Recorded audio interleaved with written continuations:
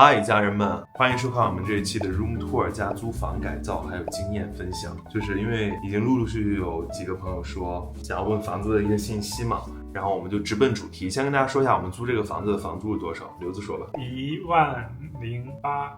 哦，10800，其实接近11000。然后我当时就觉得很多房子是往1000、1500砍、2000砍的，但我这个房东当时报价11500，没有能压下来太多嘛。然后那一天是我自己在看房，其实本来想等刘子来了之后再做打算，我还住在一个小房子里，然后短租了一段时间。然后线上看完之后，包括线下看完之后，刘子就说那就定这个吧，因为他真的特别爱啊，只是因为我爱吗？对。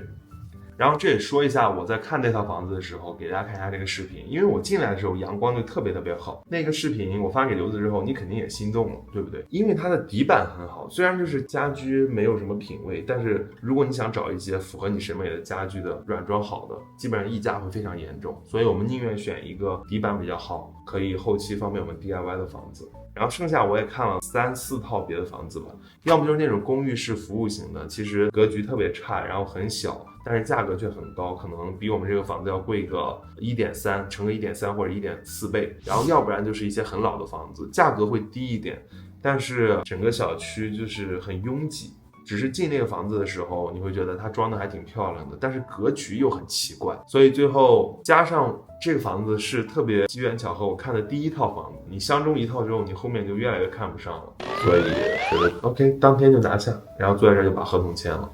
先说一下这个房子的优点好了。首先它是一个可以看到我背后是一个超级大的，可能得有几米，3、4米的一个窗户，从来没2米。右边就更不用说了，右边可能得有7、8米都不止。这是一个东南朝向的，所以我们每天早上还有中午都是有非常好的采光，这是最大的优点。然后最大的缺陷是什么？就是我今天晚上还在跟房东和那个群里掰扯，就是这套房子它是被划分成几户的，只不过我们租的是最大的一套。对，其中的一半，就是它本来是一套200多平的，可能一个大平层，但是因为这个小区呢，就是豪宅没有运营起来，然后很多房子就交给二房东，二房东就进了之后分成左右2户，我们是占了一半，另外一半拆成3个小房间。然后虽然整体对我们来说没有特别大的影响，但是你在住进来之后，你还会发现还是有一些小问题的，这个就最后再说好了。然后先说我们这个房间的家具好了，这个客厅大家可以看到里面东西现在已经很多了，然后当然刘子也改造了非常多牛逼的家具。我先说买家具的部分好了，在买家具的时候呢，我们就淘了一些二手的，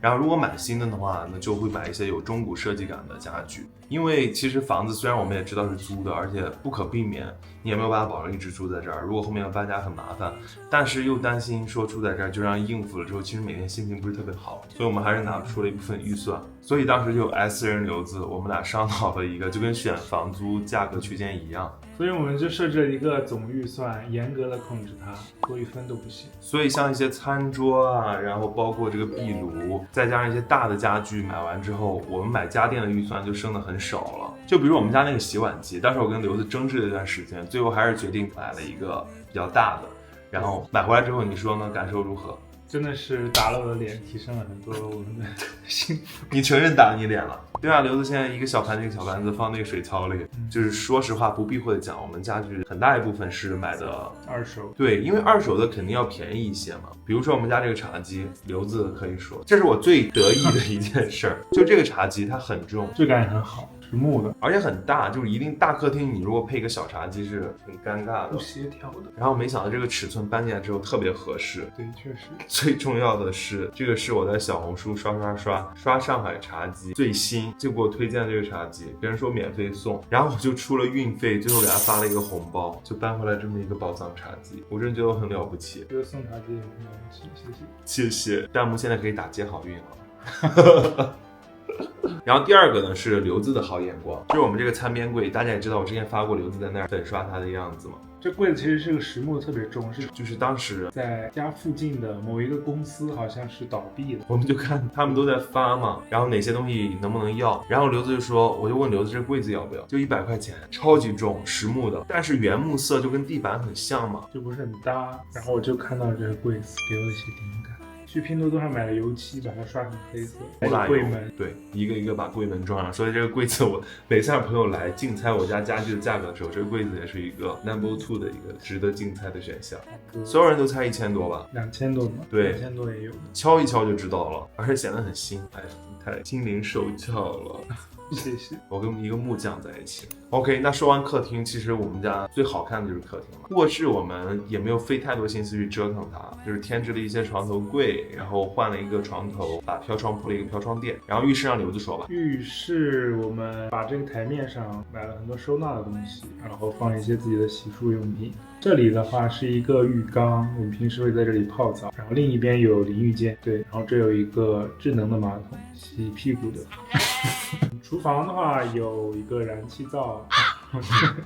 然后这里一开始我们想把这个洗手池的水龙头换掉，但是后面用一用觉得还行，然后就没换。然后这里是一个小小的厨房岛台，然后厨房背后还有一个储物间，就是放我们的洗衣机和洗碗机。这个厨房空间很大，我们一直觉得可以把它稍微再改造的好一点。后面这里打算放一个大的桌子吧，然后在上面可以拍一些东西。那最后再聊一聊这一次我们找房子的一些小经验吧。3个点，先说第一个点好了，就是找中介。我觉得现在想找好房子，你避免不了要跟中介打交道，不一定是一定要从中介那儿找到，但你看房的时候肯定不能排除中介这个选项。我这一次我觉得我是找了一个很好的中介，但前提是我广撒网了一波。我觉得就跟交友软件一样，你得同时多划几个，然后总会有一个还相比之下还不错的，因为另外几个你就会发现他们要么就是态度特别不好，要么积极性差，要么就是对这个板块的房子不是特别熟悉，要么就是拿假房源吸引你，然后到之前带你去看假的。但是我最后留下的这个中介，他是勤勤恳恳，可能也刚入行没多久，态度特别好，然后只要有合适我标准的房源，不断的在跟我堆砌预期的过程中就给我扔出来，然后我看到了之后我就说，哎，这个可以保留。然后那一天的时候，其实他是第一次我第一轮看房，也是第一个看房的中介。我们那天他虽然没有电动车，也没有开车，也没有打车，但是我自己打车，我觉得他还挺辛苦的，而且很认真的在带我看，然后会帮我分析房子好与不好，甚至会站在我的角度跟我说，前面有几个人在看这个房，他们出多少价，房东在考虑什么，建不建议，这种我觉得就是很贴心。另一个点就是最后你的房租跟中介费的问题。我们先说房租好了，就是我在压这个房子的价格的时候，其实中介也在很辛苦的帮我压价了，但是呢，房东咬得比较死，因为这个房子来说，它报价已经是自己自降过一轮价了，然后压下来的空间就很少嘛，连1000都没压到。但是我们最后还是通过半年付的方式压下来一点价。对，因为对于二房东来说，他手上有太多房子压在手里，他非常需要现金流。然后如果你半年或者1年给他，他就特别开心，愿意少收你一点。我觉得这样也是一个方式，可以学着沟通，可以选择这种方式去沟通。第3个就是中介费，因为有人就会跟我们说，你在找中介之前就应该问那个中介，你这个中介费是房东付给你还是租客付给你？但我大部分的时候是租客付嘛，而且上海这边都说50%，现在行情不好，可能就30%。但是因为我这个中介费，虽然我心比较狠吧，就是我给那个人发了一个红包之外，给他转了1000块钱，又发了一个红包，就只给了1000。是因为其实那一天他带我看房，就是一下就成了嘛，当天就定了，然后也只带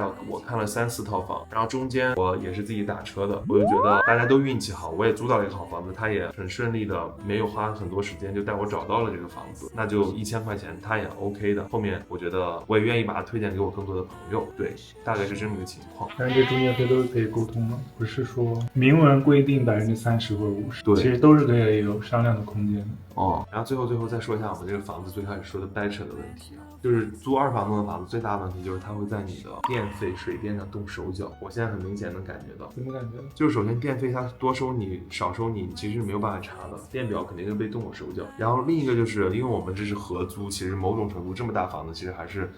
跟对面就会有一些，哎，他这时候空了，你要多付一点这种尴尬的情况。OK， 以上就是关于这一期视频我想到我们的房子我能分享的信息了。如果你们还有问题，可以在评论区下面问。希望也把这个租房的好运传递给你们。然后如果喜欢的话，别忘了一键3连。也辛苦刘子又陪我硬着撑撑的坐在这儿录了一期视频。就算不给我3连，给刘子3连一下吧。客气了，哈哈，那我们下期视频再见，拜拜。